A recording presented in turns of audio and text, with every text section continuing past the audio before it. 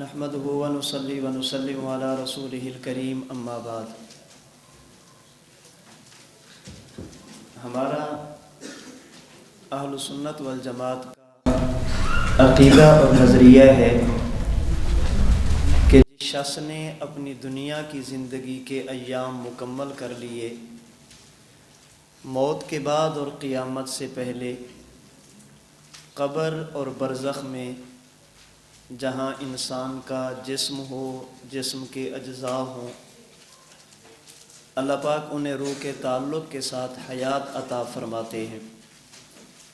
یہ ملنے والی حیات حیات کلی نہیں ہوتی، حیات کامل نہیں ہوتی، حیات ظاہری نہیں ہوتی۔ روح اور جسم کے تعلق سے اگر یہ شخص مومن ہو تو ثواب کو محسوس کرتا ہے، اور اگر یہ شخص کافر ہو تو عذاب کو محسوس کرتا ہے۔ موت کے بعد اور قیامت سے پہلے حیات پر اہل سنت والجماعت کا اتفاق ہے، خواہ ان کا تعلق احناف سے ہو، شوافع سے ہو، مالکیہ سے ہو یا حنابلہ سے ہو۔ یہ چاروں مذاہب، چاروں فقہوں کے علماء مجتہدین موت کے بعد اور قیامت سے پہلے حیات پر، ثواب اور عذاب پر متفق ہیں۔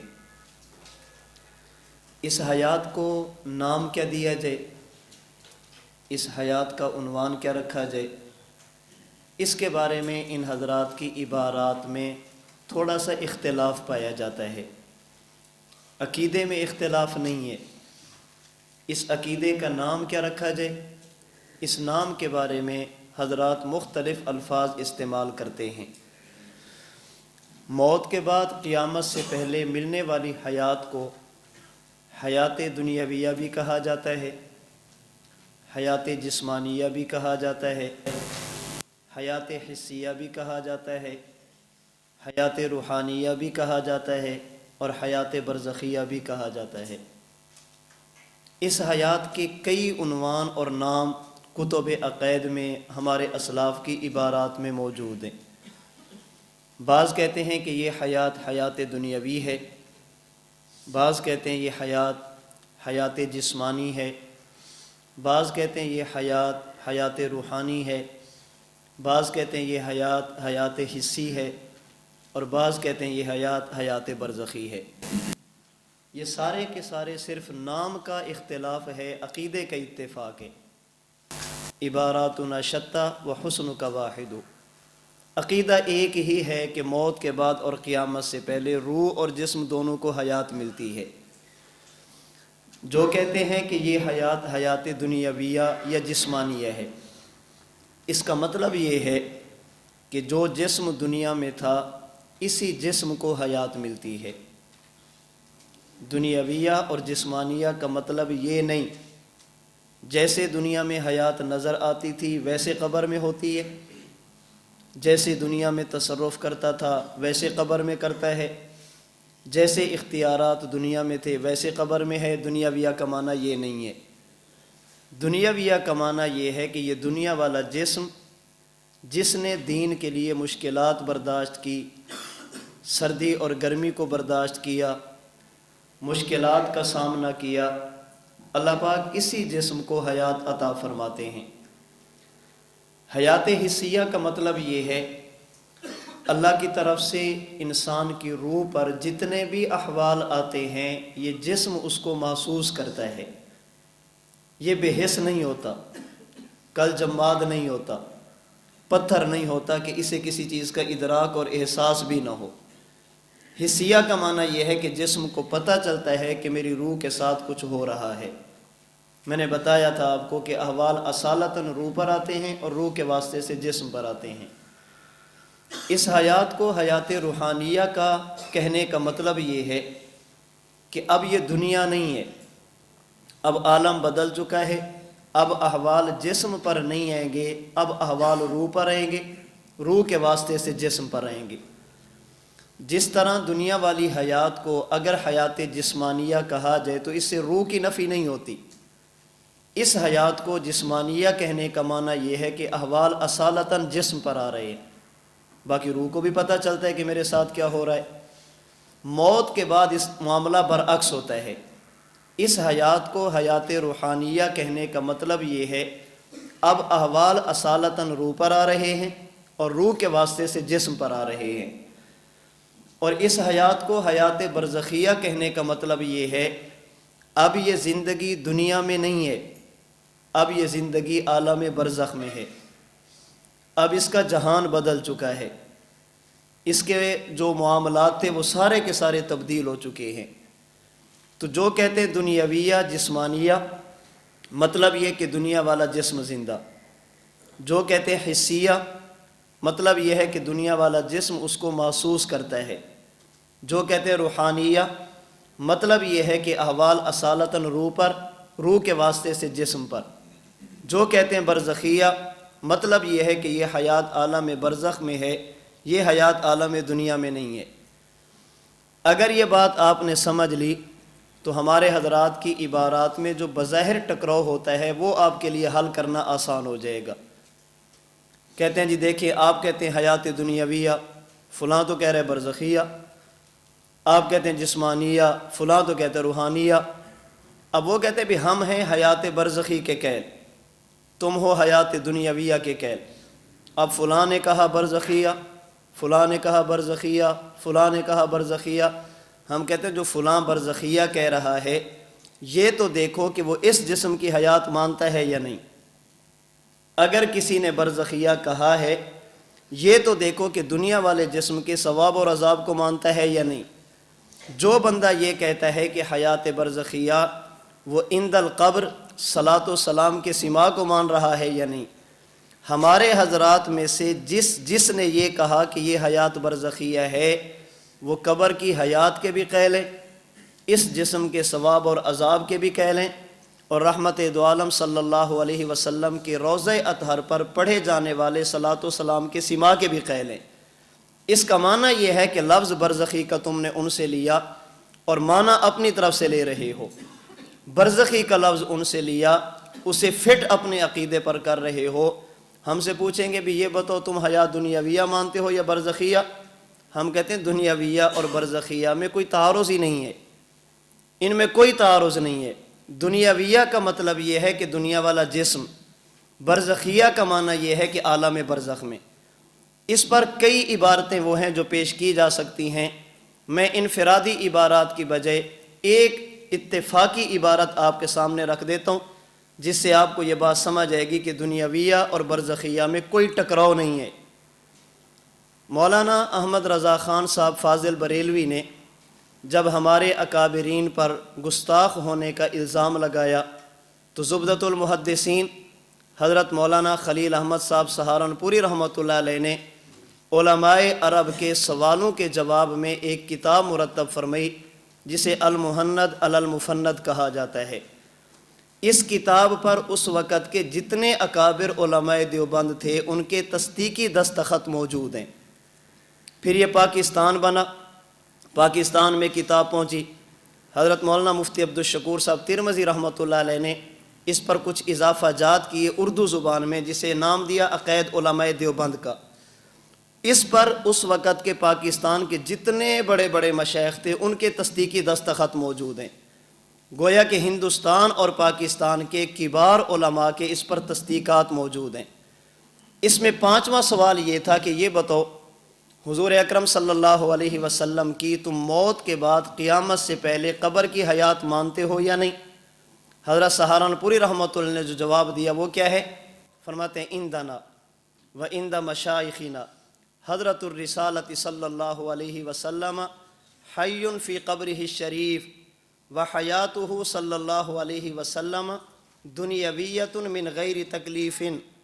ہمارا عقیدہ، ہمارے اکابرین کا عقیدہ، حضور اپنی قبر انور میں زندہ ہیں اور آپ کی یہ حیات حیات دنیاویہ ہے، من غیر تکلیف، ہاں آپ مکلف نہیں ہیں۔ دنیاوی زندگی کا معنی یہ نہیں کہ جیسے دنیا میں ویسے قبر میں، حیاتہ دنیاویۃ من غیر تکلیف۔ آگے چلتے چلتے مزید فرماتے لا برزخیۃ، ہم حضور کی حیات حیات دنیاویہ مانتے ہیں، ایسی برزخیہ نہیں مانتے۔ کما ہی حاصلۃ لسائر المؤمنین بل لجمیع الناس۔ اس سے بعض لوگوں کو غلط فہمی ہوتی ہے یا غلط فہمی پیدا کرنے کی کوشش کرتے ہیں۔ المحند میں لکھا ہے دنیاویۃ لا برزخیۃ، دنیاویۃ لا برزخیۃ، دنیاویۃ لا برزخیۃ۔ المحند والے کہتے ہیں حیات دنیاویہ ہے، برزخیہ نہیں ہے۔ لا برزخیۃ کہہ کر حضرت سہارنپوری حیات برزخیہ کی نفی نہیں کر رہے، بلکہ اس برزخی کی نفی کر رہے ہیں جو تمام انسانوں کو حاصل ہے۔ آسان لفظوں میں سمجھیے، لا برزخیۃ کہہ کر حضرت سہارنپوری حضور کی حیات برزخیہ کا انکار نہیں کر رہے، بلکہ نبی اور امتی کی حیات میں فرق بیان کر رہے ہیں۔ یہ بتا رہے ہیں کہ جیسی حیات عام مومنین کو حاصل ہوتی ہے، حضور کی حیات وہ برزخیہ نہیں ہے۔ حضرت سہارنپوری حیات دنیاویۃ کہہ کر برزخیہ کا انکار نہیں کر رہے، لا برزخیۃ کے بعد فرماتے کما ہی حاصلۃ لسائر المؤمنین۔ حضور کی حیات دنیاویہ ہے، آپ مکلف نہیں ہیں، ہاں آپ کی یہ حیات ایسی برزخیہ نہیں ہے جو عام انسانوں کو بلکہ تمام لوگوں کو حاصل ہے۔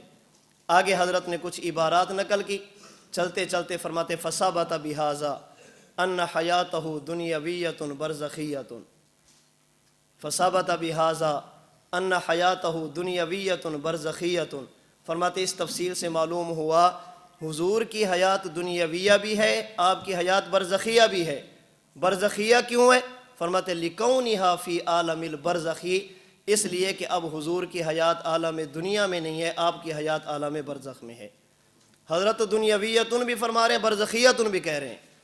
آدھی عبارت پہ بات کرنا، آدھی پہ ہاتھ رکھنا، یہ علماء اہل اسلام کا کام نہیں ہے، یہ مسلمان علماء کا کام نہیں ہے کہ آدھی بات کریں اور آدھی پر ہاتھ رکھیں، یہ کسی اور کا کام ہے۔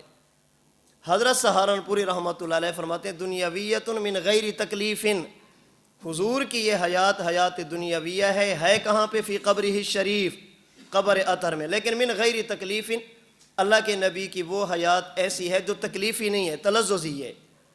آپ علیہ الصلوۃ والسلام کے جو احوال ہیں ان کا تعلق تکلیف کے ساتھ، مکلف ہونے کے ساتھ نہیں ہے، اس کا تعلق لذت کے ساتھ ہے۔ فرماتے فثبت بہذا ان حیاتہ دنیاویۃ برزخیۃ لکونہا فی عالم البرزخی، آپ کی یہ حیات حیات برزخیہ ہے، کیوں؟ اس لیے کہ اب حضور کی حیات دنیا میں نہیں ہے، کہاں پر ہے؟ عالم برزخ میں۔ تو دنیاویہ اور برزخیہ میں، روحانیہ اور برزخیہ میں کوئی تعارض نہیں ہے۔ یہ لوگ سمجھتے ہیں، میں آپ کے لیے ایک جملہ کہنے لگا ہوں علماء کے لیے، یہ لوگ سمجھتے ہیں کہ برزخیہ یہ حیات کی نوع اور قسم ہے۔ لکونہا فی عالم البرزخ کا جملہ بتا رہا ہے کہ برزخیہ یہ حیات کی نوع اور قسم نہیں، حیات کے لیے ظرف ہے۔ یہ حیات کی نوع نہیں ہے، حیات کے لیے ظرف ہے۔ میں آپ سے پوچھوں اس وقت آپ دنیا میں ہیں یا مسجد میں؟ جی آپ کی حیات اس وقت دنیا میں ہے یا مسجد میں؟ جی آپ کہیں گے مولانا صاحب حیات دنیاویہ یہ ہمارا زمان ہے، فی المسجد یہ ہمارا مکان ہے۔ زمان کا تعارض زمان سے ہوتا ہے، مکان کا تعارض مکان سے ہوتا ہے۔ تمہیں یہ بھی نہیں پتا کہ تناقض کے لیے کتنے چیزیں ضروری ہوتی ہیں، اور تم سمجھتے ہو کہ ہمارے پلے کا آدمی دنیا میں موجود نہیں ہے۔ مفتی تقی عثمانی صاحب کو لائے وہ ہم سے بات کریں، فلاں کو لو وہ ہم سے بات کریں، فلاں کو لو ہم سے بات کریں۔ تمہاری علمی سطح یہ ہے کہ یہ بھی معلوم نہیں کہ زمان کا تعارض زمان سے ہوتا ہے، مکان کا تعارض مکان سے ہوتا ہے۔ دنیاویہ اور برزخیہ میں کون سا ٹکراؤ ہے؟ قبر اور برزخ میں کون سا ٹکراؤ ہے؟ جیسے ایک بندہ دنیا میں بھی ہو سکتا ہے، مسجد میں بھی ہو سکتا ہے۔ آپ اس وقت دن میں بیٹھے ہیں یا مسجد میں؟ آپ کہیں گے یہ پوچھیں دن میں ہیں یا رات میں، مسجد میں ہیں یا حال میں؟ یہ سوال تو بنتا ہے، حال میں ہے یا مسجد میں، بات سمجھ آئے گی۔ مکان کا تعارض مکان سے ہے۔ آپ یہ پوچھیں کہ حضور کی یہ حیات دنیا میں ہے یا برزخ میں، اب ہم کہیں گے برزخ میں۔ یہ حیات جسمانی ہے یا برزخیہ؟ دنیاویہ ہے یا برزخیہ؟ بابا برزخیہ یہ حیات کی نوع نہیں ہے، حیات کی قسم نہیں ہے۔ برزخیہ یہ حیات کے لیے ظرف ہے۔ موت کے بعد جب انسان کو حیات ملتی ہے، جسمانیہ کا معنی یہ انسان کا جسم زندہ، اور قبر کا معنی یہ قبر اس کے لیے مکان ہے، برزخیہ کا معنی یہ اب اس کے لیے زمان ہے۔ تو ہمارے ہاں موت کے بعد یہ جو لفظ استعمال کیے جاتے ہیں ان میں کوئی تعارض نہیں ہے۔ آپ کہتے ہیں دنیاویہ، فلاں کہتے ہیں برزخیہ، ہم کہتے ہیں حضرت سہارنپوری رحمۃ اللہ علیہ اجتماعی دستاویز میں فرما رہے ہیں جس پہ اس وقت کے اکابر علماء دیوبند کے تصدیقی دستخط موجود ہیں، جنہوں نے اسلام کی اور دین کی صحیح صورت ہمارے سامنے پیش کی ہے۔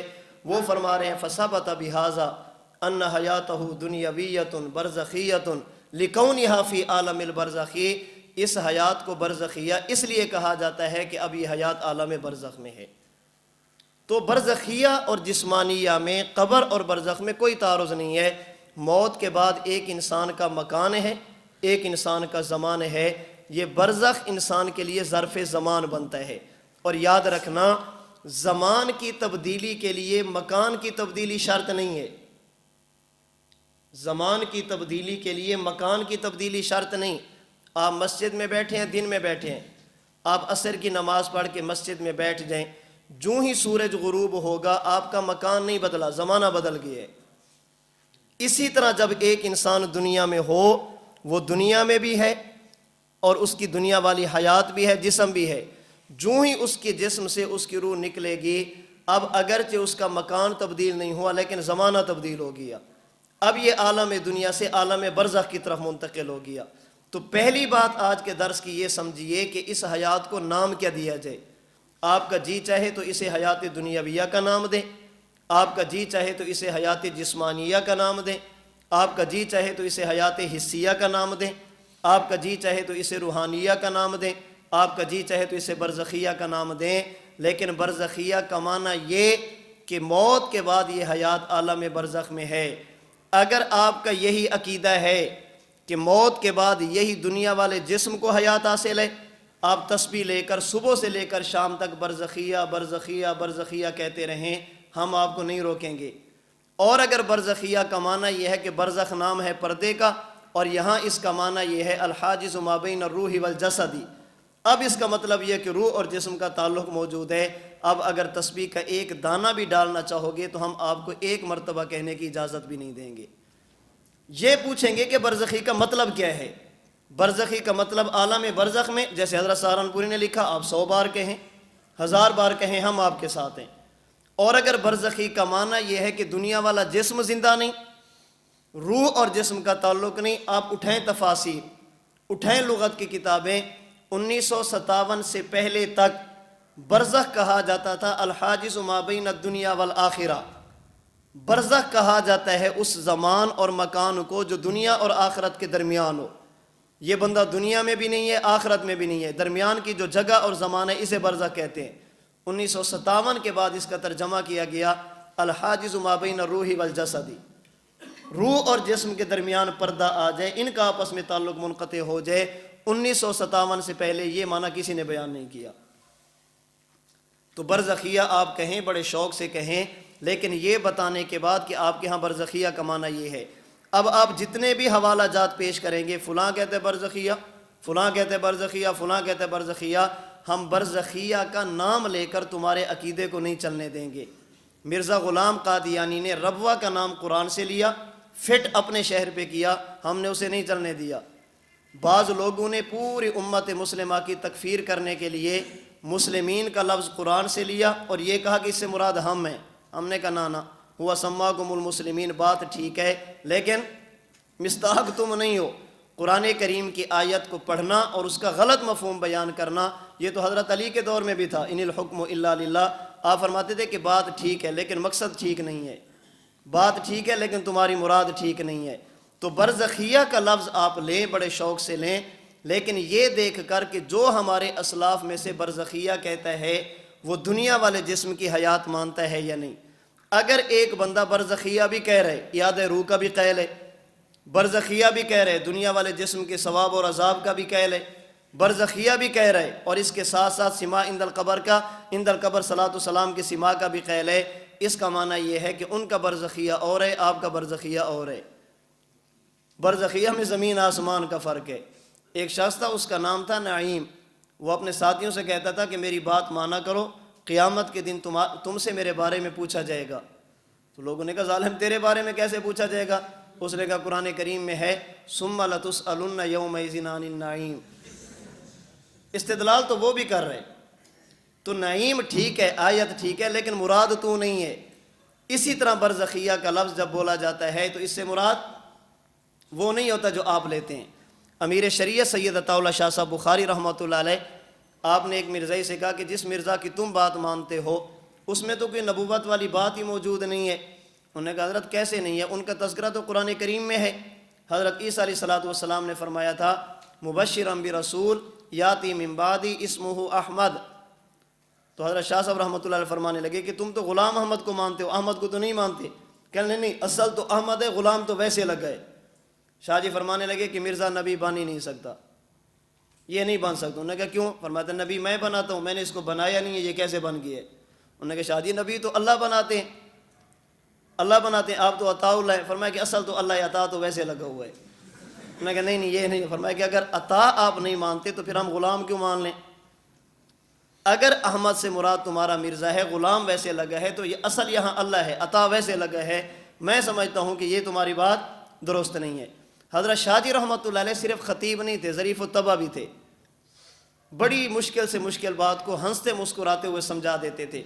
ایک جگہ پہ بیان کے لیے تشریف لے گئے تو علاقہ اہل بدعت کا تھا، ان کو پتہ چلا کہ دیوبندی مولوی آ رہے، تو جو بندہ بھی ملتا نا، شاہ جی جا رہے ہیں اڈے سے بیان کرنے کے لیے، جو بھی ملتا یا رسول اللہ، ہوتا ہے نا بعض لوگوں کو کوئی یا علی مدد کے نعرے لگے، وہ سمجھتے ہیں کہ شاید یہ چڑھتے ہیں، یا رسول اللہ یا رسول اللہ۔ شاہ جی نے ایک کو سنا، دو کو سنا، تین کو سنا، آگے چار پانچ اکٹھے آ رہے تھے۔ انہوں نے کہا یا رسول اللہ۔ فرمایا بھی بات سنو، لگتا ہے یہ علاقے والے بھول چکے ہیں، یہ علاقے والے بھول چکے ہیں۔ پہلے بھی بعض لوگوں نے یہ بات کی ہے، آپ نے بھی کی ہے، جا کر علاقے والوں کو سمجھاؤ کہ میں رسول اللہ نہیں ہوں، عطا اللہ ہوں۔ یا رسول اللہ کہہ رہے ہو نا، میں رسول اللہ نہیں ہوں، میں عطا اللہ ہوں۔ میں تو یہاں یہی بتانے آیا ہوں کہ رسول اللہ کے بعد کوئی رسول نہیں، تو مجھے کہتے ہو یا رسول اللہ، میں رسول اللہ نہیں ہوں، میں عطا اللہ ہوں۔ تو اس حیات کو نام کیا دیا جائے؟ اسے حیات دنیاویہ بھی کہہ سکتے ہیں، حیات برزخیہ بھی کہہ سکتے ہیں، حیات حسیہ بھی کہہ سکتے ہیں، حیات جسمانیہ بھی کہہ سکتے ہیں، حیات روحانیہ بھی کہہ سکتے ہیں۔ مطلب یہ ہے کہ یہ دنیا والا جسم بھی زندہ، روح بھی زندہ۔ حیات دنیا میں نہیں، اب برزخ میں ہے۔ اصل جسم نہیں، اصل کیا ہے؟ اب روح ہے۔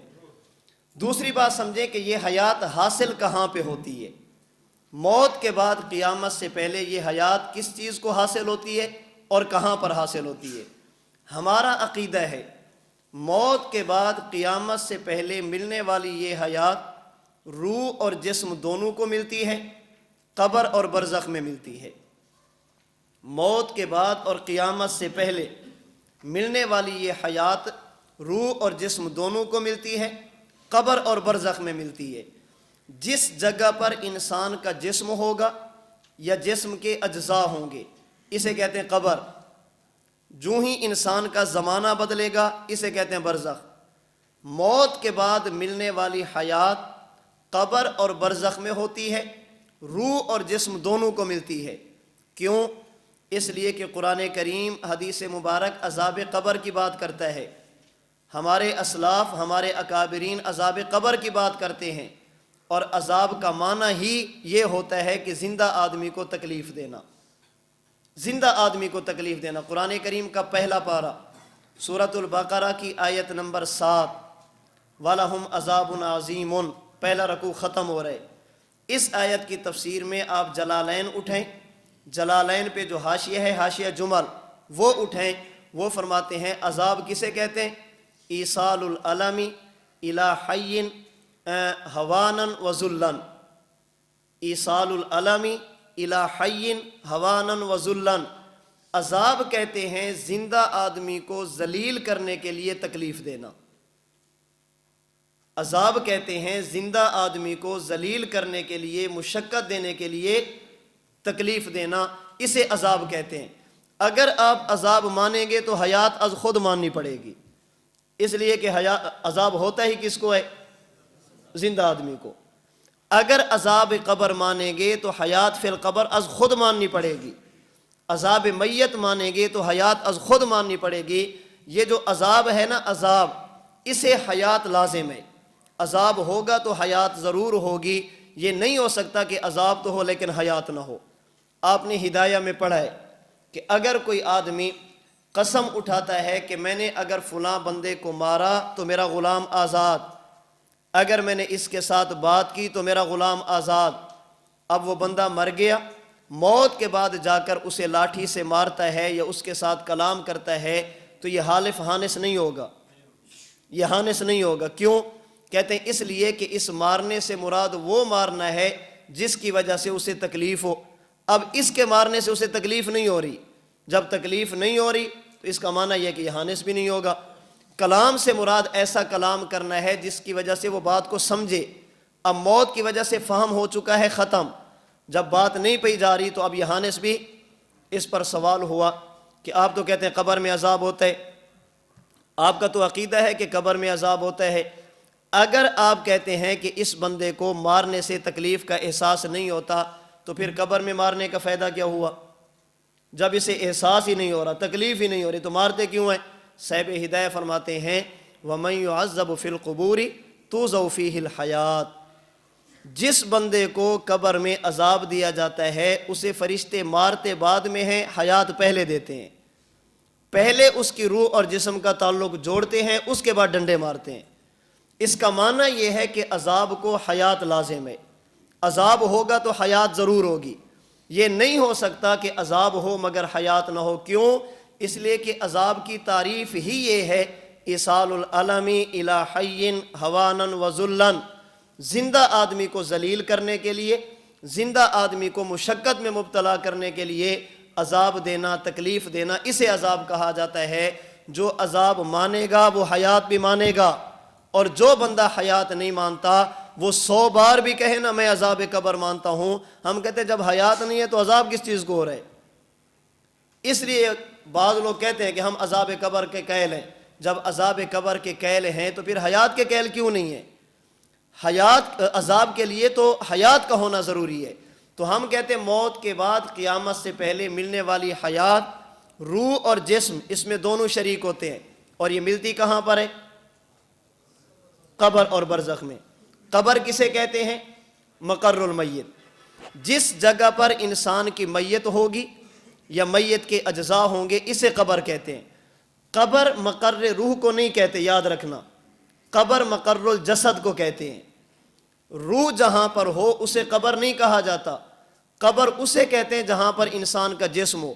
وَلَا تُصَلِّ عَلَىٰ أَحَدٍ مِّنْهُمْ مَاتَ أَبَدًا وَلَا تَقُمْ عَلَىٰ قَبْرِي، اللہ فرماتے ہیں محبوب آج کے بعد ان میں سے کسی کی قبر پہ کھڑے نہیں ہونا۔ کون سی؟ جس پر ان کے جسم جس میں مدفون ہے، یا سجین؟ جی جس میں مدفون ہے۔ اللہ مقر المیت کو کیا فرما رہے ہیں؟ قبر فرما رہے ہیں۔ افلا یعلم اذا بوسر ما فی القبور، کون سے؟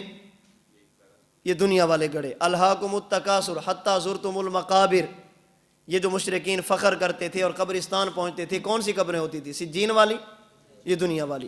قرآن کریم مقر المیت کو کیا کہہ رہے؟ قبر کہہ رہے۔ حضور علیہ الصلوۃ والسلام بھی قبر اسی کو فرماتے ہیں۔ لعن اللہ الیہود والنصارى اتخذوا قبور انبیائہم مساجدا، یہود و نصارہ اللہ کی رحمت سے دور ہوں، انہوں نے اپنے انبیاء کی قبروں کو سجدہ گاہ بنا لیا۔ یہ سجدے کہاں کرتے تھے؟ علیین میں جا کے۔ حضور نے ایک صحابی کو دیکھا قبر پہ چل رہے ہیں، آپ نے فرمایا انزل عن القبر، بابا قبر سے نیچے اتر جاؤ۔ یہ کون سی قبر پہ چل رہے تھے؟ حضور بھی مقر المیت کو کیا فرما رہے ہیں؟ صحابہ کرام رضی اللہ تعالی عنہم اجمعین بھی قبر مقر المیت کو سمجھتے تھے۔ حضرت عبداللہ بن عمر رضی اللہ تعالی عنہما کے بارے میں مصنف عبد الرزاق میں ہے، مسند امام اعظم میں ہے، جب سفر پہ جاتے پہلے مسجد میں پہنچتے، 2 رکعت نماز ادا فرماتے، ثم اتا قبر النبی صلی اللہ علیہ وسلم، پھر اللہ کے نبی کے روضے پہ جاتے، قبر پہ جاتے، السلام علیکہ یا رسول اللہ، السلام علیکہ یا ابا بکر، السلام علیکہ یا ابتاہ، حضور کو سلام کرتے، حضرت صدیق کو سلام کرتے، حضرت عمر کو سلام کرتے۔ اتا قبر النبی، کون سی؟ یہ دنیا والی۔ اسی طرح ہمارے اکابرین، اکابر علماء دیوبند، وہ بھی قبر اسی گڑھے کو سمجھتے ہیں۔ حکیم الامت حضرت تھانوی رحمۃ اللہ علیہ کا فتویٰ امداد الفتاوی کی 4 جلد صفحہ 4 6 7 467 پر موجود ہے۔ حضرت تھانوی رحمۃ اللہ علیہ سے سوال ہوا کہ ایک بندہ ایسا ہے جس کو جلایا گیا، اس کی راکھ کو پانی میں بہا دیا گیا، اب اس کے اجزاء تحلیل ہو گئے، پانی کے اندر مل گئے، اسے تو یہ گڑھا نہیں ملا، کیا اس کو عذاب نہیں ہوگا؟ حضرت تھانوی رحمۃ اللہ علیہ فرماتے ہیں کہ اسے عذاب ہوگا۔ کیوں؟ فرماتے ہیں اس لیے کہ جلانے سے اجزاء ختم نہیں ہوتے، جلانے سے اجزاء کی کیفیت بدل جاتی ہے۔ باقی رہی یہ بات کہ اس کو گڑھا نہیں ملا، حضرت تھانوی کا جملہ ذہن میں رکھنا، فرماتے ہیں حقیقت قبر کی محل وجود میت ہے، حقیقت قبر کی محل وجود میت ہے، حقیقت قبر کی محل وجود میت ہے۔ قبر کہتے ہی اس جگہ کو ہے جہاں پر انسان کا جسم یا جسم کے اجزاء موجود ہوں۔ کہتے ہیں حضرت تھانوی فرماتے ہیں قبر یہ نہیں ہے، حضرت تو فرما رہے ہیں حقیقت قبر کی محل وجود میت ہے۔ باقی حضرت تھانوی نے کیا بات کی ہے اسے بھی غلط رنگ دیا جاتا ہے۔ ہمارے اکابرین کی ایک امتیازی شان ہے، ہمارے اکابرین کا ایک امتیازی وصف ہے، ہمارے اکابرین امت کو صحیح عقیدہ دیتے ہیں۔ اگر دنیا کا کوئی بدبخت اس عقیدے پر سوال کرے، ہمارے حضرات عقیدہ نہیں بدلتے، اس عقیدے کی تعبیر ایسی بیان کرتے ہیں کہ ہونے والے شکوک و شبہات ختم ہو جاتے ہیں۔ عقیدہ نہیں بدلتے، سوالات اور شبہات سے تنگ آ کر نظریہ نہیں بدلتے، اس کی تعبیر ایسی اختیار فرماتے ہیں کہ شبہات ختم ہو جاتے ہیں، عقیدہ بچ جاتا ہے۔ حضرت تھانوی رحمۃ اللہ علیہ، حضرت کاندھلوی رحمۃ اللہ علیہ، مولانا عبدالحق حقانی رحمۃ اللہ علیہ، ان کے دور میں ایک مسئلہ اٹھا۔ آپ کہتے ہیں عذاب قبر، آپ کہتے ہیں قبر میں عذاب ہوتا ہے، قبر میں انسان کو دفنایا جائے تو اس کی ہڈیاں ایک دوسرے میں داخل ہوتی ہیں، جس بندے کو یہ قبر نہیں ملی اسے عذاب نہیں ہوگا۔ اب ایک صورت یہ تھی کہ عقیدے کا انکار کر دیا جاتا، ہمارے حضرات نے عقیدے کا انکار نہیں کیا، انہوں نے قبر کا مفہوم ایسا بیان فرمایا کہ جس کی وجہ سے عقیدہ بھی بچ گیا، سوال بھی ختم ہو گیا۔ انہوں نے فرمایا بابا قبر صرف اس گڑھے کو نہیں کہتے، قبر صرف اس گڑھے کو نہیں کہتے، قبر کہتے ہیں برزخ کو، قبر صرف اس گڑھے کا نام نہیں، قبر کس کا نام ہے؟ اب کسی بندے کو جلایا گیا، اس کی راکھ کو بہایا گیا، یہ گڑھے سے تو بچ گیا، برزخ سے بچا ہے؟ تو عذاب قبر کا معنی ہی کیا ہے؟ عذاب برزخ۔ کیوں؟ اب یہ عذاب اس دنیا میں نہیں ہونا، کہاں پر ہونا ہے؟ لکونہا فی عالم البرزخ، اب عالم برزخ میں ہونا ہے۔ تو ہمارے حضرات نے قبر کا یہ مفہوم بیان کر کے قبر کے مفہوم میں وسعت پیدا کی ہے، قبر کا انکار نہیں کیا، اس دنیا والے گڑھے کا انکار نہیں کیا جا رہا۔ کیوں؟ اس لیے کہ حضرت تھانوی رحمۃ اللہ علیہ اس قبر میں حیات کے قائل ہیں، ثواب و عذاب کے قائل ہیں، اس جسم کی جزا اور سزا کے قائل ہیں، اور اگر قبر میں اللہ کے نبی ہوں تو عند القبر صلاۃ و سلام کے سما کے بھی قائل ہیں۔ پھر حضرت کا یہ فرمانا کہ قبر صرف اس گڑھے کا نام نہیں، یہ صرف کیا بتا رہے کہ یہ گڑھا اس میں شامل نہیں؟ جی صرف یہ صرف کا لفظ آپ کو کیا بتا رہے کہ یہ گڑھا اس میں شامل نہیں؟ یہ بھی شامل ہے، لیکن اس کے مفہوم میں کیا ہے؟ وسعت ہے۔ میں سمجھانے کے لیے مثال دیتا ہوں، وہ ہے نقل کفر کفر نباشت تو نقل کذب کذب نباشت۔ ایک بندہ آ کر یہ کہے کہ ماشاءاللہ آپ کا جو دورہ تحقیق المسائل چل رہا ہے اس میں پڑھنے والے طلباء تو بہت اچھے ہیں، یہ نماز کی پابندی کرتے ہیں، ذکر میں بیٹھتے ہیں، یہ سورہ یاسین کی تلاوت کرتے ہیں، اور اشراق سے پہلے ایک بھی مسجد سے باہر نہیں جاتا۔ تو ہم کہتے ہیں ان کی صرف یہ خوبی نہیں ہے، ایک خوبی یہ بھی ہے کہ تہجد پڑھتے ہیں۔ تو یہ کہنا کہ صرف یہ کام نہیں کرتے یہ بھی کرتے ہیں، اس کا معنی کیا ہے کہ تلاوت کی نفی ہوگی؟ آپ تو کہہ رہے ہیں کہ صرف یہ نہیں کرتے بلکہ تہجد بھی پڑھتے ہیں۔ بابا یہ صرف کا لفظ بتاتے کہ یہ بھی ہے لیکن مفہوم میں وسعت ہے۔ ہمارے حضرات نے یہ فرما کر کہ قبر صرف اس گڑھے کا نام نہیں بلکہ قبر کے مفہوم میں برزخ بھی شامل اور داخل ہے، انہوں نے قبر کے مفہوم میں وسعت پیدا کی، تم نے سمجھا کہ شاید اس گڑھے کو قبر ہی نہیں مانتے۔ نہیں مانتے تو پھر جزا اور سزا کس کو مان رہے ہیں؟ پھر سما عند القبر صلاۃ و سلام کے سما کے کیوں قائل ہیں؟ تو ہمارے حضرات قبر کے مفہوم میں وسعت پیدا کرتے ہیں۔ اچھا قرآن کریم بھی کہتے ہیں قبر یہ ہے، حضور بھی فرماتے ہیں قبر یہ ہے، صحابہ بھی فرماتے ہیں قبر یہ ہے، اہل لغت بھی فرماتے ہیں قبر یہ ہے، ہمارے اسلاف بھی فرماتے ہیں قبر یہ ہے، اکابرین امت بھی فرماتے ہیں قبر یہ ہے۔ بعض لوگ کہتے ہیں کہ قبر یہ نہیں ہے، قبر نام ہے مقر روح کا، یا دوسرے لفظوں میں قبر نام ہے علیین یا سجین کا۔ آج کل ایک نئی منطق چلی گئی ہے جو آج کی نہیں ہے، مولانا محمد حسین نیلوی صاحب نے ندائے حق میں لکھی ہے یہی بات، اپنی دیگر کتب میں بھی اس بات کو انہوں نے ذکر کیا ہے۔ وہ کہتے ہیں جی قبر کی دو قسمیں ہیں، اگر کسی چیز کی فعل کی نسبت ہوگی انسانوں کی طرف تو قبر کہیں گے دنیا والے گڑھے کو، اور اگر فعل کی نسبت ہوگی اللہ یا ملائکہ کی طرف تو پھر قبر کہیں گے علیین یا سجین کو۔ اگر فعل منسوب ہوگا انسانوں کی طرف تو کیا کہیں گے؟ قبر، یہ گڑھا، اور اگر فعل کی نسبت ہے اللہ یا ملائکہ کی طرف پھر قبر کیا ہوگی؟ ایک بندے کو آپ نے دیکھا صبح صبح آ رہے، کدھر گئے تھے؟ والد صاحب کی قبر پہ، اب مراد کیا ہوگی؟ یہ کہا۔ ایک بندے کو آپ نے دیکھا اس نے بیلچا کندھے پہ اٹھایا وہ آ رہے، کہاں گئے تھے؟ قبر کھودنے۔ کون سی؟ یہ قبر۔ مٹی ٹھیک کرنے گیا تھا، والد صاحب کی قبر کی مٹی گر گئی تھی اسے درست کرنے گیا تھا۔ اب منسوب فعل کس کی طرف ہے؟ بندوں کی طرف، تو قبر کیا ہوگی؟ دنیا والا گڑھا۔ موت کے بعد ثواب و عذاب ہوتا ہے، کون دیتے ہیں؟ اللہ یا ملائکہ۔ اب قبر کون سی ہوگی؟ ہم کہتے ہیں اس فرق پر قرآن کی کون سی آیت ہے؟ یہ جو آپ نے فرق بیان کیا اس پر قرآن کی آیت کیا ہے؟ آپ جو ہمیں کہتے ہو قرآن پیش کرو قرآن پیش کرو، تو اب آپ بتائیں کہ قبر اگر منسوب الی العبد ہوگی تو یہ گڑھا، منسوب الی اللہ او الملائکہ ہوگی تو پھر روح علیین یا سجین ہوگی، اس پر قرآن کی کون سی آیت ہے؟ یا قرآن کا حکم صرف ہمارے لیے ہے؟ اس پر فرق پر قرآن کی کون سی آیت ہے؟ ان کے پاس قرآن کی آیت نہیں ہے۔ ہم بتاتے ہیں کہ فعل ہے، منسوب الی اللہ ہے، قبر اسی کو کہا جا رہا ہے۔ ان اللہ یبعث من فی القبور، قیامت کا دن ہوگا اللہ قبر والوں کو اٹھائیں گے۔ کون اٹھائے گا؟ اللہ۔ اور قبر کس کو کہا جا رہا ہے؟ دنیا والے گڑھے کو۔ تو یہ فرق بیان کرنا یہ بالکل ٹھیک نہیں ہے۔ اگر ثواب و عذاب قبر مانیں گے تو اسی گڑھے میں ماننا پڑے گا، جسم کو اس کے اندر کیا ماننا پڑے گا؟ شریک ماننا پڑے گا۔ مولانا محمد حسین نیلوی صاحب نے ایک کتاب لکھی ہے ندائے حق، جس کے ارد گرد پوری اشاعت گھومتی ہے، پوری اشاعت ان کی تقریریں تحریریں ندائے حق کے ارد گرد گھومتی ہیں، اسی کا طواف کرتی ہیں۔ اس کتاب کا مقدمہ لکھا ہے ہمارے سرگودا کے ایک عالم تھے مولانا محمد امیر بندیالوی، موجودہ دور میں جو موجود ہیں مولانا عطاء اللہ بندیالوی صاحب ان کے والد تھے۔ اس مقدمے میں انہوں نے قرآن کریم کی تقریباً 65 آیتیں لکھی ہیں جو ہر اشاعتی اپنی تقریر اور تحریر میں پڑھتا ہے۔ انک میت و انہم میتون کل من علیہا فان کل نفس ذائقۃ الموت وما محمد الا رسول۔ آیات لکھنے کے بعد انہوں نے ایک بات لکھی ہے جس کا مفہوم میں اپنے لفظوں میں عرض کر رہا ہوں کہ اہل سنت والجماعت ان آیات کے مقابلے میں کسی اکابر، کسی اصاغر، کسی جماہیر، کسی مشاہیر کے قول کو قبول نہیں کرتے۔ آیات کے مقابلے میں ہم بڑے سے بڑے کی بات لینے کے لیے تیار نہیں ہیں۔ قرآن جب آ جاتا ہے ہمارے لیے حرف آخر ہوتا ہے، اب ہم کتاب اللہ کی بات مانیں گے، رجال اللہ کی بات نہیں مانیں گے۔ اب المحنت کو چھوڑو، قرآن کی بات کرو۔ انہوں نے یہ بات کی۔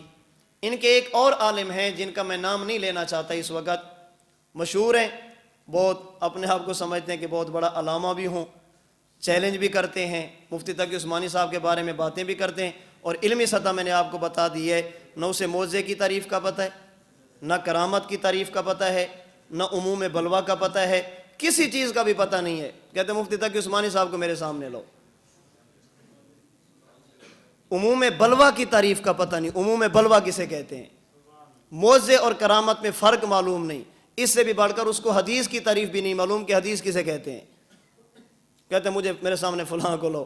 ایک جگہ پر میں نے بات کی تو میں نے کہا تیری بات نہیں کرتے، میں سلوٹ کرتا ہوں ان لوگوں کو جو تجھے بھی عالم سمجھتے ہیں، سلام پیش کرتا ہوں ان لوگوں کو جو تجھے بھی علامہ سمجھتے ہیں اور سمجھتے ہیں کہ اس کے پے کا آدمی دنیا میں موجود نہیں ہے۔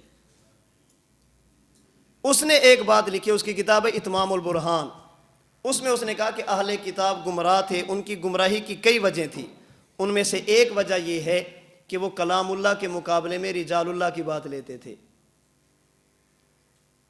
کلام اللہ کے مقابلے میں رجال اللہ کی بات لیتے تھے، تورات کے مقابلے میں اپنے علماء کے پیچھے چلتے تھے۔ سمجھانا یہ چاہتا ہے مولانا امیر بندیالوی، یہ سمجھانا چاہتے ہیں جو کتاب اللہ کے مقابلے میں، قرآن کے مقابلے میں افراد کی بات مانے وہ اہل سنت نہیں۔ حضرت صاحب فرمانا چاہتے ہیں جو کتاب اللہ کے مقابلے میں افراد کی بات لے وہ مسلمان بھی نہیں، اس لیے کہ ان کے ہاں کفر سے نیچے کوئی فتویٰ نہیں ہے، شرک سے نیچے کوئی بھی فتویٰ نہیں ہے۔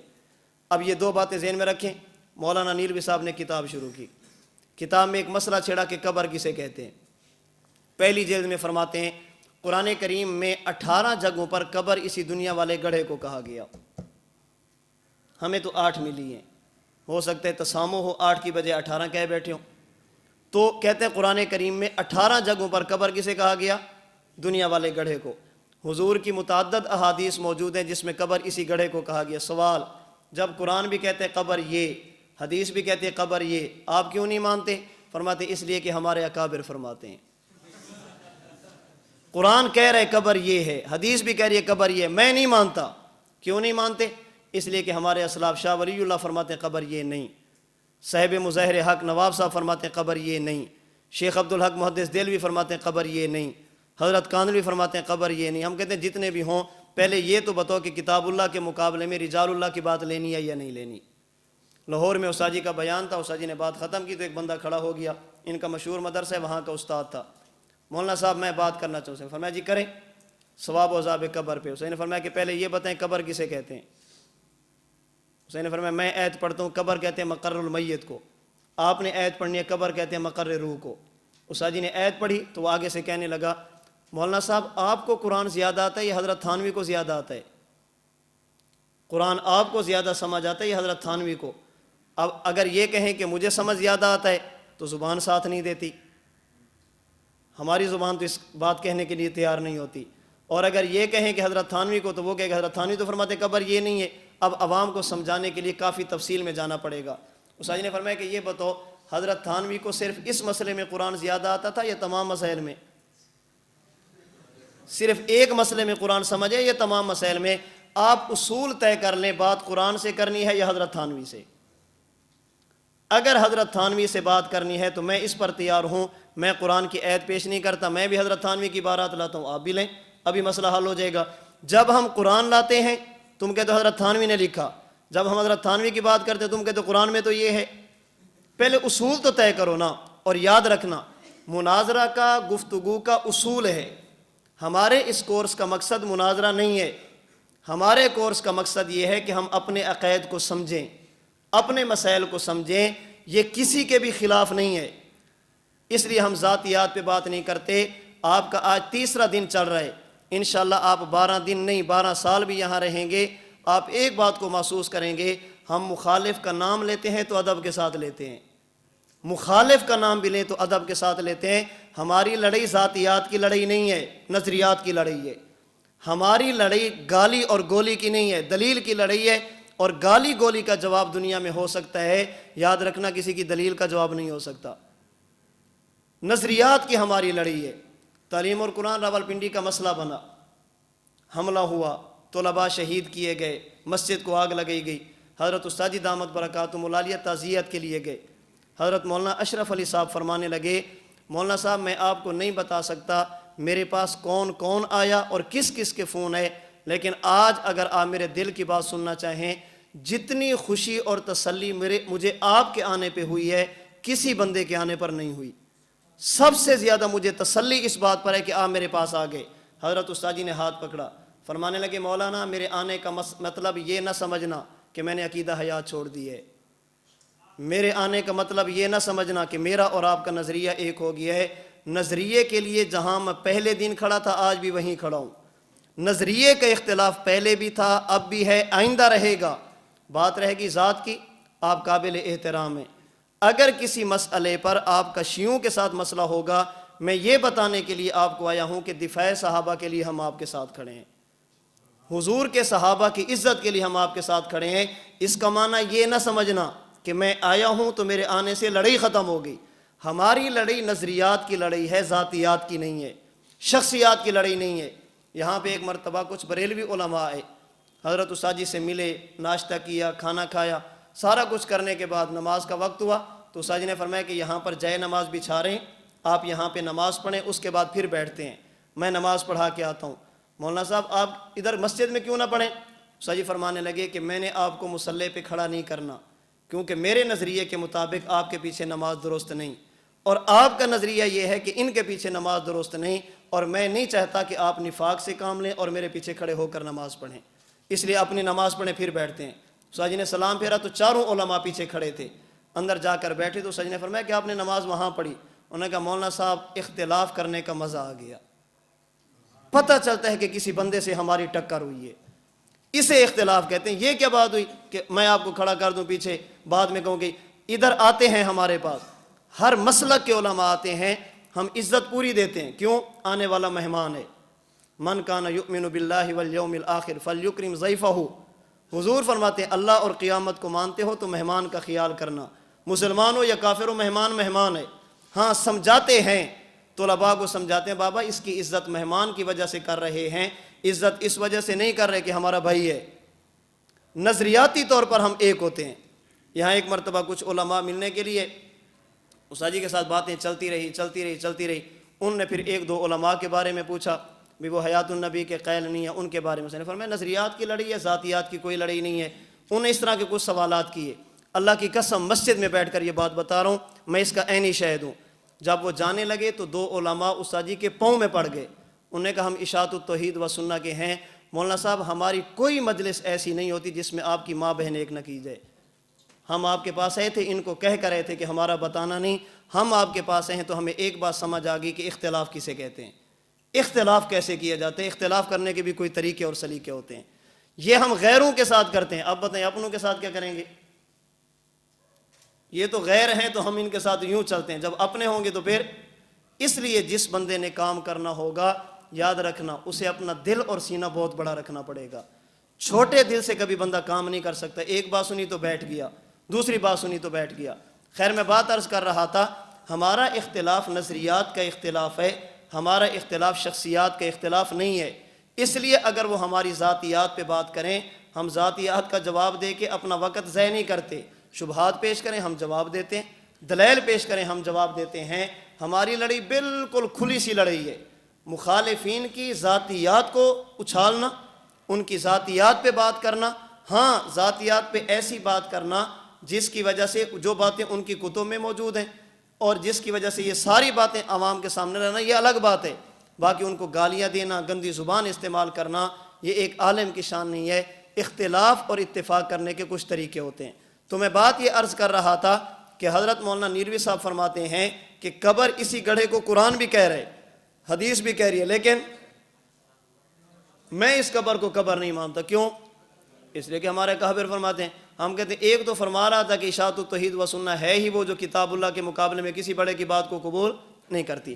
تو یہ بات سمجھیے کہ یہ حیات انسان کے روح اور جسم دونوں کو حاصل ہوتی ہے، اور ہوتی کہاں پر ہے؟ قبر اور برزخ میں۔ جس جگہ پر انسان کا جسم ہوگا وہ حیات میں شریک ہوگا، جس جگہ پر انسان کی روح ہوگی وہ بھی حیات میں کیا ہوگی؟ کیا اللہ کا قرآن اس حیات کو بیان کرتا ہے؟ جی بالکل کرتا ہے۔ قرآن کریم کا 13واں پارہ سورۃ ابراہیم کی آیت نمبر 27، اللہ پاک فرماتے ہیں یثبت اللہ الذین آمنوا بالقول الثابت فی الحیات الدنیا وفی الآخرہ۔ فرمایا کہ اللہ پاک ایمان والوں کو دنیا میں ثابت قدم رکھتے ہیں، اللہ آخرت میں ثابت قدم رکھتے ہیں۔ یہاں پر تو بات آخرت کی ہے۔ ام المومنین صدیقہ کائنات عبداللہ، ام المومنین صدیقہ کائنات حضرت عائشہ رضی اللہ تعالیٰ، آپ کو کہہ رہا ہوں، حضرت عائشہ رضی اللہ تعالیٰ عنہا سے منقول امام سیوطی نے الدر المنصور میں لکھا، حضرت عائشہ نے پوچھا یا رسول اللہ ان هذه الامۃ تبتلی فی القبور فکیف بی وانا امرأۃ ضعیفۃ، یا رسول اللہ اس امت کو قبر میں آزمایا جاتا ہے، امتحان لیا جاتا ہے، سوال و جواب ہوتا ہے؟ فرمایا جی بالکل۔ فرمایا فکیف بی، میرا کیا بنے گا، میں تو عورت بھی ہوں، کمزور بھی ہوں۔ فرمایا عائشہ پریشان ہونے کی ضرورت نہیں، یثبت اللہ الذین آمنوا بالقول الثابت فی الحیات الدنیا وفی الآخرہ۔ امی عائشہ صدیقہ کا سوال قبر کے بارے میں تھا، حضرت عائشہ کا سوال قبر کے سوال و جواب کے بارے میں تھا، حضرت عائشہ کا سوال قبر کی آزمائش کے بارے میں تھا۔ رسول اللہ صلی اللہ علیہ وسلم کا حضرت عائشہ کو تسلی دینے کے لیے اس آیت کریمہ کی تلاوت کرنا اس بات کی دلیل ہے کہ یہاں آخرت سے مراد کیا ہے؟ قبر ہے۔ کیوں؟ اس لیے کہ ان القبر اول منازل الآخرہ، قبر آخرت کی منزلوں میں سے سب سے پہلی قبر ہے۔ فمن نجا منہ ایسر ما بعد، جو یہاں بچ گیا وہ آگے بھی بچ جائے گا، جو یہاں پھنس گیا وہ آگے بھی پھنس جائے گا۔ تو حضور حضرت عائشہ کو تسلی دینے کے لیے یہ آیت کریمہ تلاوت فرما رہے ہیں جو اس بات کی دلیل ہے کہ آخرت سے مراد کیا ہے؟ قبر ہے۔ اسی طرح امام طبری نے، دیگر کئی مفسرین نے لکھا حضرت امام بخاری نے بخاری شریف میں بھی اسی آیت کریمہ کو بنیاد بنایا ہے عذاب قبر کی، ثواب و عذاب قبر کی، حیات فی القبر کی۔ تو آخرت کی وضاحت قبر سے خود کون کر رہے ہیں؟ ایک مرتبہ حضرت الساجد دامت برکاتہم العالیہ ملتان کے ایک علاقے میں سفر پہ تھے، تو تلمبہ مدرسے میں رکے۔ وہاں کے اساتذہ نے کہا کہ یہاں قریب ہے قادر پور راما، وہاں پہ ایک چودھری صاحب ہے، تو وہ قبر کے عذاب کو نہیں مانتا، قبر کی حیات کو نہیں مانتا، کہتے قرآن پیش کیا جائے۔ ہم حدیث کا نام لیتے ہیں تو چڑھتا ہے، حدیث کا نام سننے کے لیے تیار نہیں ہوتا۔ حضرت الساجی نے سیاستہ کی کتابیں رکھی، ان کے پاس تشریف لے گئے، اس کے سامنے جا کر بات کی۔ انہوں نے کہا مولوی صاحب قبر کی حیات ثواب و عذاب پہ قرآن ہے تو پیش کریں۔ الساجی نے یہی آیت کریمہ تلاوت فرمائی۔ اس نے کہا یہاں پر آخرت کا لفظ ہے، قبر کا نہیں ہے۔ الساجی فرمانے لگے کہ میں آخرت کا معنی کر رہا ہوں قبر، آپ آخرت کا معنی کر رہے ہیں قیامت، یہ بتائیے کہ یہ آیت آپ پہ اتری ہے؟ انہوں نے کہا جی نہیں مجھ پہ اتری ہے۔ کہا جی نہیں کس پہ اتری ہے؟ کہا حضور پہ۔ تو اس نے فرمایا کیا حضور سے پوچھ لیں کہ یہاں آخرت کا معنی کیا ہے؟ حدیث کا نام نہیں لیا، حضور سے پوچھ لیں کہ آخرت کا معنی کیا ہے، جس پہ اتری ہے اسی سے پوچھ لیتے ہیں۔ انہوں نے کہا جی بالکل۔ فرمایا کہ یہ میرے سامنے روایت ہے، حضور علیہ الصلوۃ والسلام قبر کے احوال کو بیان کر رہے ہیں، سوال و جواب کو بیان کر رہے ہیں، آگے مومن کے لیے راحت کو بیان کر رہے ہیں، اور ساتھ فرما رہے ہیں فَذَلِكَ قَوْلُهُ يُثَبِّتُ اللَّهُ الَّذِينَ آمَنُوا بِالْقَوْلِ الثَّابِتِ فِي الْحَيَاةِ الدُّنْيَا وَفِي الْآخِرَةِ۔ اگر تم نے یہ عقیدہ قرآن میں دیکھنا ہو تو سورۃ ابراہیم کی آیت نمبر 27 میں موجود ہے۔ تو حضور خود اس کی وضاحت کس سے فرما رہے ہیں؟ قبر سے۔ کیا یہ قبر کی حیات کا عقیدہ قرآن میں ہے؟ جی بالکل ہے۔ قرآن کریم کا 25واں پارہ سورۃ الجاثیہ کی آیت نمبر 26، اللہ فرماتے قل اللہ یحییکم ثم یمیتکم ثم یجمعکم الی یوم القیامۃ لا ریب فیہ ولکن اکثر الناس لا یعلمون۔ حضرت عبداللہ بن عباس ترجمان القرآن مفسر امت، حضرت عبداللہ بن عباس اس کی تفسیر میں فرماتے قل یا محمد لابی جہل واصحابہ، اے میرے نبی ابو جہل اور اصحاب سے، ان کے ساتھیوں سے کہہ دیجئے اللہ یحییکم فی القبر ثم یمیتکم فی القبر، اے ابو جہل اللہ پاک تمہیں قبر میں زندگی دیں گے پھر تمہیں قبر میں موت دیں گے۔ کل میں نے بتایا تھا لا یذیقک اللہ الموتتین ابدا کے تحت علامہ عینی ابن حجر اسقلانی کے حوالے سے ان فی القبر موتا و حیاتا لکل احد، انبیاء کے علاوہ ہر بندے کو قبر میں حیات بھی ملتی ہے اور حیات کے بعد موت بھی دی جاتی ہے۔ تو حضرت عبداللہ بن عباس اس آیت کریمہ کی تفسیر میں فرماتے ہیں اللہ یحییکم فی القبر، اللہ پاک تمہیں قبر میں زندہ کریں گے، ثم یمیتکم فی القبر، پھر اللہ تمہیں کیا دیں گے؟ فرماتے ویقال، فرماتے اس کی ایک تفسیر یہ بھی ہو سکتی ہے کہ اللہ یحییکم ثم یمیتکم میں یحییکم لفظاً مقدم ہو اور حکماً مؤخر ہو، یمیتکم یہ لفظاً مؤخر ہو حکماً مقدم ہو۔ اب آیت کا معنی کیا بنے گا؟ اللہ یمیتکم فی الدنیا ثم یحییکم فی القبر۔ تو ابن عباس رضی اللہ تعالی عنہما یہاں پر حیات سے کون سی حیات مراد لے رہے ہیں؟ حیات فی القبر۔ اس کا معنی یہ ہے کہ موت کے بعد قیامت سے پہلے اللہ پاک انسان کو حیات عطا فرماتے ہیں، زندگی عطا فرماتے ہیں، اور اللہ کے نبی نے بھی یہی عقیدہ دیا۔ سنن ابی داؤد مسند احمد میں حضرت براء بن عازب رضی اللہ تعالی عنہ کی ایک لمبی روایت موجود ہے، اس میں ایک جملہ ہے فتواد روحہ فی جسدہ۔ اسی طرح قبر کی حیات پر حضرت عثمان کی روایت جو سنن ابی داؤد میں ہے، اللہ کے نبی جب کسی میت کی تدفین سے فارغ ہوتے آپ فرماتے تھوڑی دیر یہاں ٹھہر جاؤ، استغفروا لاخیکم، اس کے لیے استغفار کرو، وصلوا لہ التثبیت، دعا کرو کہ اللہ اسے ثابت قدمی دے، فإنہ الآن یسأل، اس لیے کہ ابھی اس بندے سے قبر میں سوال و جواب کیا جائے گا۔ تو دو باتیں میں نے آج آپ کے سامنے رکھی ہیں۔ نمبر ایک، موت کے بعد قبر سے قیامت سے پہلے حیات ملتی ہے، اس حیات کو نام کیا دیں؟ دنیاویہ، جسمانیہ، حسیہ، روحانیہ، برزخیہ، عبارات شتیٰ و حسن کا واحد، عقیدہ ایک ہے کہ حیات ہے، نام کیا دیا جائے؟ نام مختلف ہیں۔ نمبر دو، موت کے بعد قیامت سے پہلے یہ حیات ملتی ہے کہاں پر؟